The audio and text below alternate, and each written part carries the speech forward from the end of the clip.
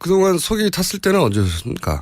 대통령 측에서 증인들을 신청을 했는데 신청된 증인들이 대거 불출석하고 예.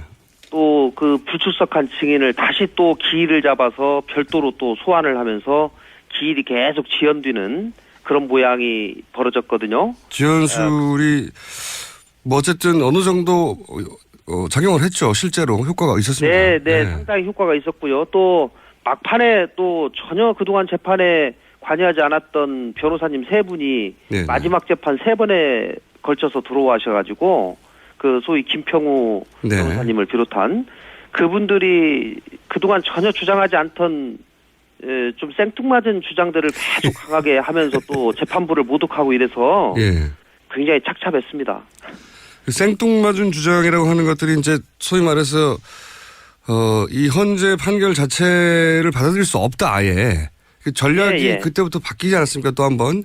그전에는 지연 전략이었다면 그다음부터는 탄핵 결과가 인용이 되면 받아들일 수 없다. 네, 이런 정도의 주장을 계속하기 시작했는데. 이제 거의 그 협박하는 거거든요. 예. 재판부를. 피바다로 광장에 물들 것이다. 예. 뭐 이런 식의 발언을 하면서 인용하면 큰일 난다는 식으로 이렇게 얘기를 했고 또 판 자체가 국회에서 소추 의결 절차 자체가 위법하기 때문에 아예 각하되어야 한다. 예. 라고 하는 주장을 또 굉장히 강하게 어제까지도 이렇게 많이 했습니다. 예. 그런데 그 부분은 이미 법무부에서도 국회에서의 소추 절차가 적법하다라고 의견을 보내왔고요. 네. 또 재판 초반에 재판부에서 합의를 해서 이 부분은 국회에서 의결 절차의 유법성은 처리하는 것으로 그 주장 자체를 처리하는 것으로 얘기가 이미 정리가 된 다음에 재판이 계속 진행이 돼 왔었거든요. 네네. 예, 그렇기 때문에 재판 막판에 또 그런 주장을 하는 것이 저희로서는 대단히 좀 의아했다 이렇게 말씀드리겠습니다. 대통령 변호인단이 주장했던 마지막 부분에 주장했던 뭐 절차적 문제라든가 하는 것들은 이미 다 클리어된 문제인데 다시 이제 들고 나와서 이상했다는 말씀이신 것 같고 그죠? 예. 대통령의 최후 진술은 또 어떻게 보셨습니까? 뭐 거의 전부 다 부인했는데요, 사실은. 저는 대통령이 마지막에 막 감수했다고 봅니다. 변호사들이 다 쓰고. 네. 그런데 그동안 이미 변호사들이 변론 과정에서 수차례 얘기했던 얘기를 정리해서 대통령의 직접 진술인 것으로 이렇게 했는데 뭐 초지일관 발뺌, 변명 뭐 그런 것이죠. 네. 예를 들어서 이 재단 설립을 본인이 아니라 기업이 자발적으로 했다는 주장은 아직도 하고 있는데요. 예. 그런데 이 대목은 사실 안종범 수석이나 또는 뭐 기업의 관계자들이나 아니면 전경련 관계자나 일관되게 헌재에 나와서 이것은 대통령의 지시였다라고 이야기를 했지 않습니까? 예. 그런데도 불구하고 이렇게 최후 진술에서 기업들이 자발적으로 했다고 하면 이건 이 헌재 재판관의 눈에서 보면 어떻게 보일까요? 헌재 재판관은 아니십니다만은. 뭐 저도 거기서 재판을 계속 참석했기 때문에 그런 증언들을 제가 다 직접 들었죠. 네네. 그런데 아마 대통령 대리인단은 대통령에게 보고를 하면서 그런 얘기를 다 빼는 것 같습니다. 대통령의 주장을 당신 말이 맞습니다. 그렇게 저희가 주장을 해서 하겠습니다. 그리고 그동안 헌법재판소에 나온 여러 증거들을 보면 대통령 말씀을 뒤집기는 굉장히 부족하다고 생각합니다. 이렇게 보고하는 것 같아요. 그분들은. 대통령하고 회의를 거의 안 하시는 것 같더라고요. 보니까.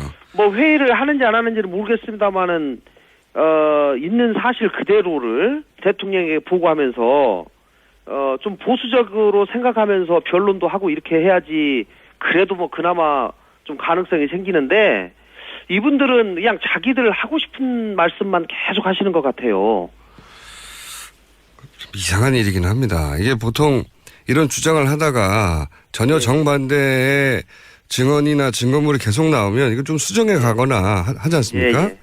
대개 이제 나온 증거는 인정하면서 그것을 해석하는 방식에서 좀 다르게 해석한다든가 뭐 이렇게 하면서 이제 법리적으로 다투는 것이 통상적인 재판 과정인데 뭐 아예 그런 것 자체를 다 부인을 하니까요. 전면 부인해 버리니까요. 이건 어떻게 생각하십니까? 이제 세월호 관련해서도 예. 탄핵소추 사유 가운데 세월호 참사 책임 부분은 별도로 강조를 했어요. 국회 측에서. 예. 별도로 강조하신 이유를 좀 설명해 주시고. 예. 여기 대해서 국민들이 그 부분에 대해서 좀 더 자세하게 알고 싶어하고 과연 세월호 문제에 대해서 국회가 그동안 어떻게 뭘 주장하고 있는지 또 대통령 측에서 어떻게 주장했는지를 별도로 저희가 정리해서 국민들에게 알려드릴 필요가 있다라고 생각해서 그것만 별도로 빼서 저희가 주장을 한 겁니다. 대통령 측에서는 또 여기에 대해서 대통령이 이 구조에 지나치게 개입을 하면 방해가 될 거라고 생각해서 뒤에 물러나 있었다 하는 식으로 답변을 했는데 전반적으로 세월호 관련한 대통령 측의 답변은 어떻게 생각하십니까? 어떻게 평가하십니까? 이제 저희가 주장하고 있는 것은 대통령이 그날 하여야 할 일을 안 했다는 것이거든요. 그렇죠. 한마디로 하면. 예. 그리고 가장 큰 것은 대통령이 집무실에 근무를 하지 않았습니다. 예. 평일이고 또 평소같이 집무실에 근무를 했으면 그런 얘기가 안 나오죠. 예. 그런데 어디에 있는지조차 안보실장조차도 모르는 상황이 7시간이나 계속됐다라고 하는 것은 대단히 큰 문제인 것이고요. 우리 헌법 대통령이 선서를 할 때 성실하게 직무 수행할 것을 선서를 하는데 그 선서를 할 때의 그 맹세를 잃어버린 행동이었다 이렇게 생각을 하고요. 저희는 그 대통령 선서문도 결국 헌법에 명시적으로 나와 있기 때문에 그것도 지키지 않으면 헌법 위반으로 볼 수밖에 없다라고 생각하는 겁니다. 그 황교안 대행이 결국 이제 연장을 거부했습니다. 특검에 대해서. 네. 그러면서 이제 조기 대선에 영향을 미칠 수 있기 때문에 안 된다는 이유도 들었는데. 이 주장은 어떻게 보십니까?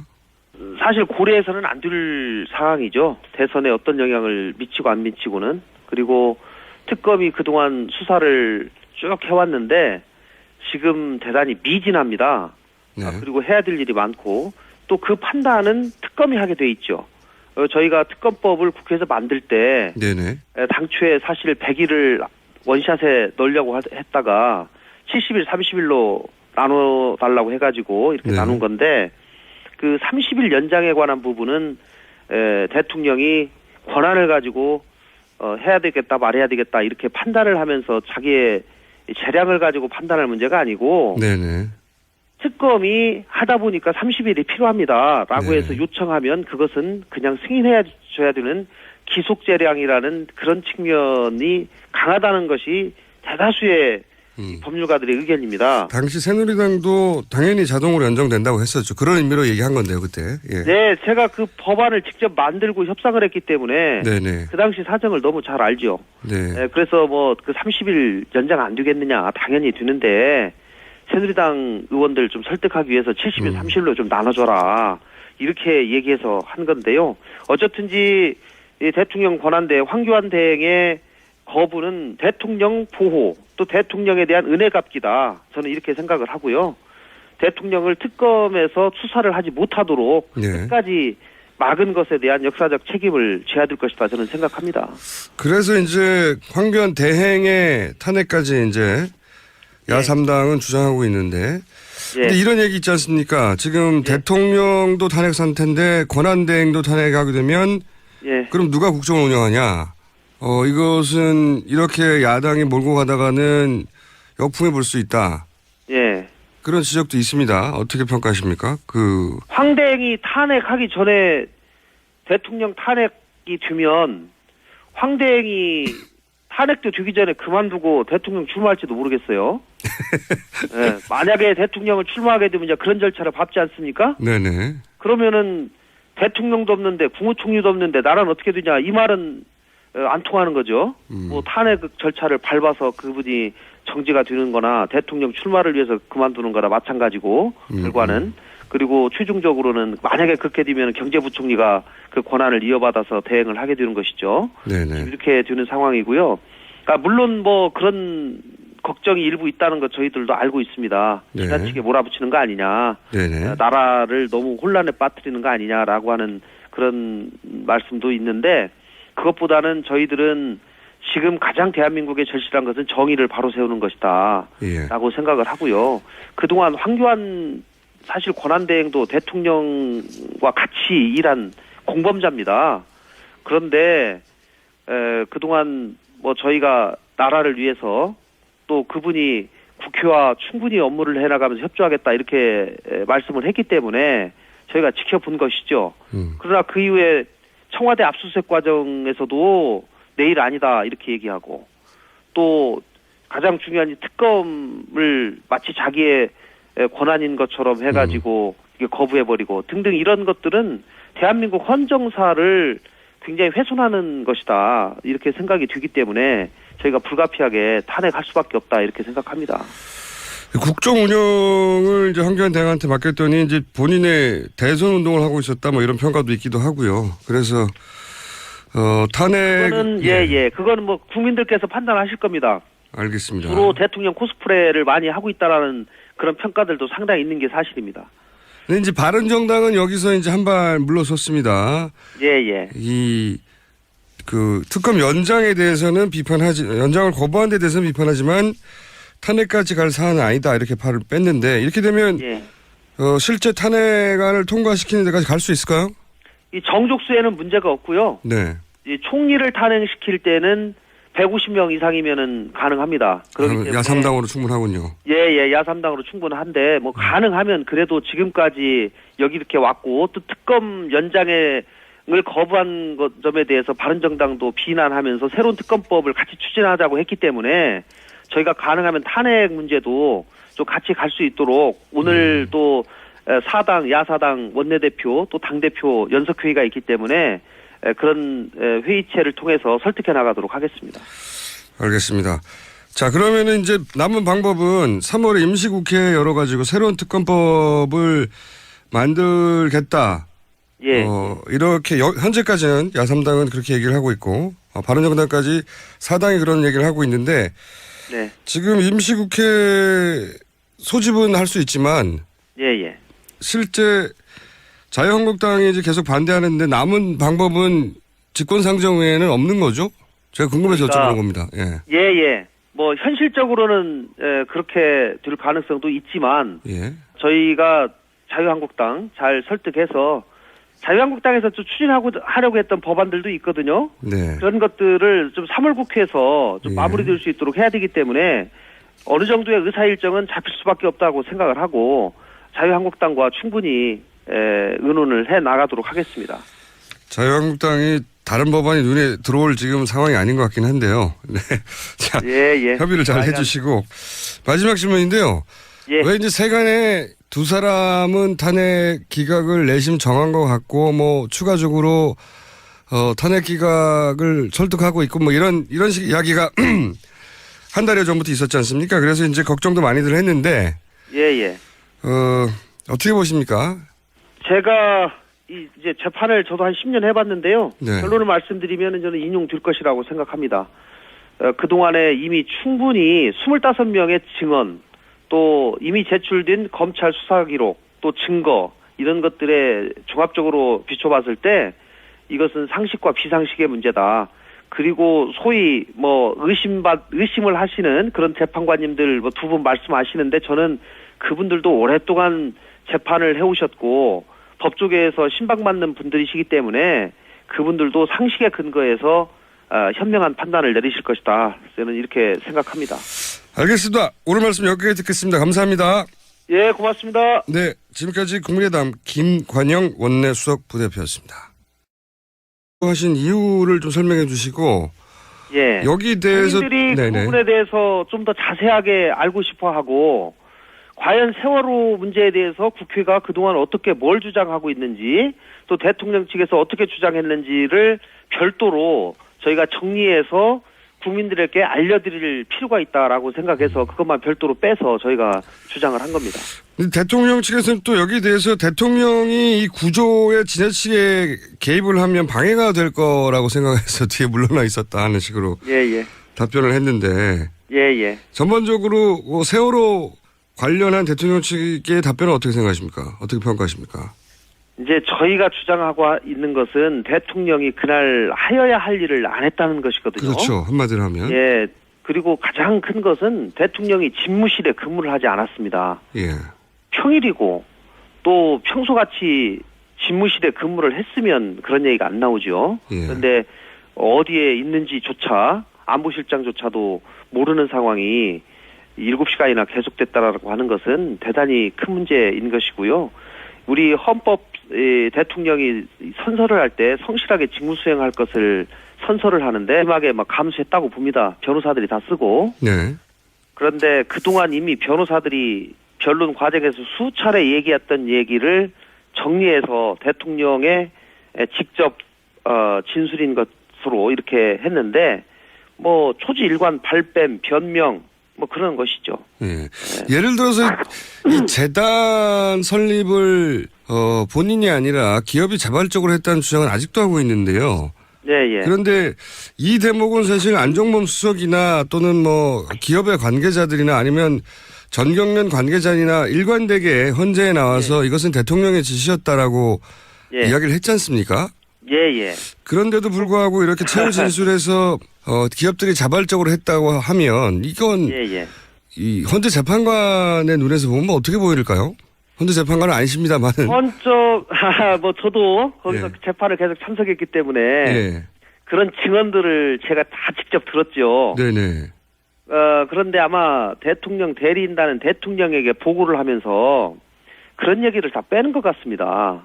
대통령의 주장을 당신 말이 맞습니다. 그렇게 저희가 주장을 해서 하겠습니다. 그리고 그동안 헌법재판소에 나온 여러 증거들을 보면 대통령 말씀을 뒤집기는 굉장히 부족하다고 생각합니다. 이렇게 보고하는 것 같아요. 그분들은. 대통령하고 회의를 거의 안 하시는 것 같더라고요. 보니까.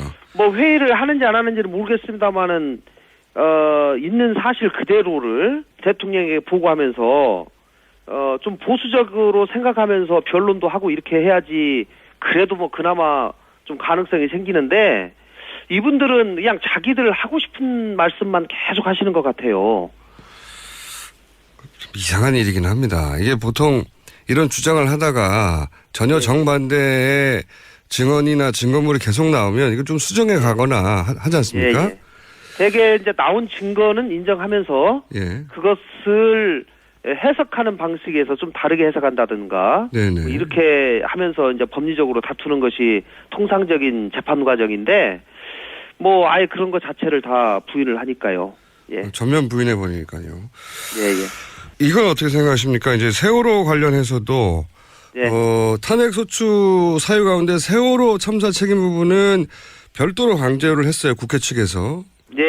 별도로 강조 시작했는데. 이제 거의 그 협박하는 거거든요. 재판부를. 피바다로 광장에 물들 것이다. 뭐 이런 식의 발언을 하면서 인용하면 큰일 난다는 식으로 이렇게 얘기를 했고 또 판 자체가 국회에서 소추 의결 절차 자체가 위법하기 때문에 아예 각하되어야 한다. 라고 하는 주장을 또 굉장히 강하게 어제까지도 이렇게 많이 했습니다. 그런데 그 부분은 이미 법무부에서도 국회에서의 소추 절차가 적법하다라고 의견을 보내왔고요. 또 재판 초반에 재판부에서 합의를 해서 이 부분은 국회에서 의결 절차의 유법성은 처리하는 것으로 그 주장 자체를 처리하는 것으로 얘기가 이미 정리가 된 다음에 재판이 계속 진행이 돼 왔었거든요. 그렇기 때문에 재판 막판에 또 그런 주장을 하는 것이 저희로서는 대단히 좀 의아했다 이렇게 말씀드리겠습니다. 대통령 변호인단이 주장했던 마지막 부분에 주장했던 뭐 절차적 문제라든가 하는 것들은 이미 다 클리어된 문제인데 다시 이제 들고 나와서 이상했다는 말씀이신 것 같고 그죠?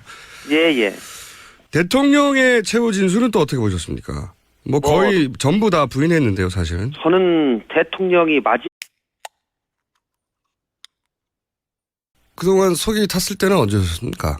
대통령 측에서 증인들을 신청을 했는데 신청된 증인들이 대거 불출석하고 또 그 불출석한 증인을 다시 또 기일을 잡아서 별도로 또 소환을 하면서 기일이 계속 지연되는 그런 모양이 벌어졌거든요. 지연술이 뭐 어쨌든 어느 정도 작용을 했죠. 실제로 효과가 있었습니다. 상당히 효과가 있었고요. 또 막판에 또 전혀 그동안 재판에 관여하지 않았던 변호사님 3분이 마지막 재판 3번에 걸쳐서 들어와셔가지고 그 소위 김평우 네. 변호사님을 비롯한 그분들이 그동안 전혀 주장하지 않던 좀 생뚱맞은 주장들을 계속 강하게 하면서 또 재판부를 모독하고 이래서 예.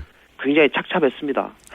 그 생뚱맞은 주장이라고 하는 것들이 이제 소위 말해서 이 헌재 판결 자체를 받아들일 수 없다 아예. 그 전략이 예. 그때부터 바뀌지 않았습니까 또 한 번. 그전에는 지연 전략이었다면 그다음부터는 탄핵 결과가 인용이 되면 받아들일 수 없다. 예. 네, 이런 정도의 주장을 계속하기